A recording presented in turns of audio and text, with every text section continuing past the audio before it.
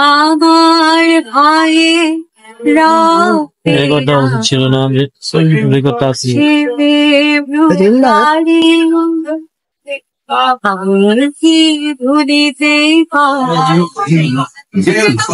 গুছিয়ে কথাই বলতে পারি না, সেখানে আমি লিখবো কিছুটা, মানে এটা এক্সপেক্ট করা খুবই মানে out of my league, but আমি যদি লিখতে পারতাম তাহলে আসলেই আমি লিখতাম। কেন লিখবো না, অবশ্যই লিখবো।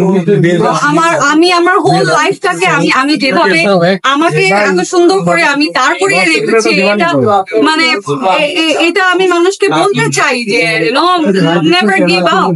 তো এটা তো আসলে যদি আসলেই লেখা যেত তাহলে তো লিখতে পারলে ভালোই হতো। শুধুমাত্র মেকআপ কেন, আমার যে কোনো সাবজেক্ট, যে কোনো কিছুই আমার মনে হয় যে একটু শিখি।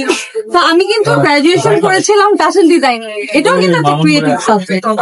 তো আমি যখন আমার বাসায় যখন আমি এই গ্রাজুয়েশনটা আমি যখন আমি পড়াশোনা যখন স্টার্ট করছিলাম, তো নিঃসন্দেহে প্যারেন্টস তো রাজি হয়নি। ফ্যাশন ডিজাইনিং এটা আবার কেমন সাবজেক্ট, ফ্যাশন ডিজাইনিং এটা আবার কেমন।